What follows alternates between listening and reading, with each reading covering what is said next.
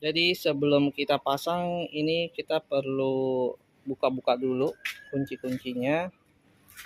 Jadi kita rencana mau masang di bagian depan sini ya, bagian depan sini. Sebenarnya kalau yang ini untuk alarm, jadi klakson yang aslinya tuh ada di sini nih guys. Nah ini dia, ini yang kita ambil nanti buat kabelnya. Kita buka dulu biar kelihatan semuanya, buka poin-poin.